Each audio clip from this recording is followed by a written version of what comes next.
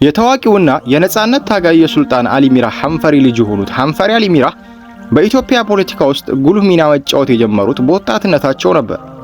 በሀገሪቱ የፌዴራሊዝም ስርዓት ተመስርቶ ክልሎች በራሳቸው መተዳደር በጀመሩበት ወቅት ወንድማቸው አቶ ሀቢብ አሊ ሚራህ የመጀመሪያው የክልሉ ፕሬዝዳንት በመሆን አገልግለዋል።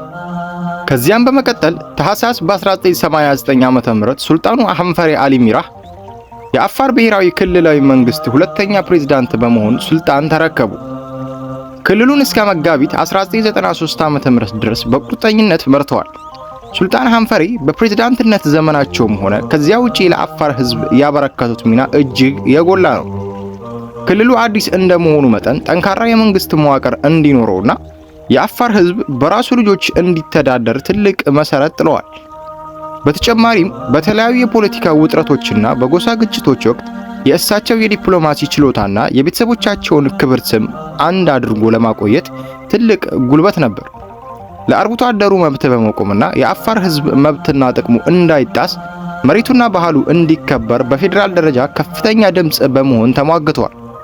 በኋላም አባታቸው ሱልጣን አሊ ሚራህ ካረፉ በኋላ እሳቸው የአውሳ ሱልጣኔትን አልጋ ወርሰው የባህልና የሃይማኖት መሪ በመሆን ህዝባቸውን በፍትህ መርተዋል። ይህ ለአፋር ህዝብና ለሀገሪቱ ትልቅ ባለውለታ የነበሩ ታላቅ መሪ በህዳር ወር 2013 ዓ.ም በተወለዱ በ74 ዓመታቸው ከዚህ ዓለም በሞት ተለይተዋል።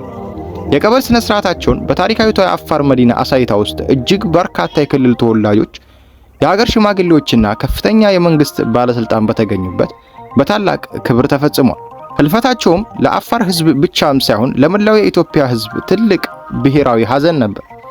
ሱልጣን ሐንፈሪ አሊ ሚራህ በፖለቲካም ሆነ በባህል መሪነታቸው ታሪክ የማይረሳቸው ሥራ ሰርተው አልፈዋል። ስማቸውና ስራቸው ሁልጊዜም በአፋር ህዝብ ልብ ውስጥ ሕያው ሆኖ ይኖራል።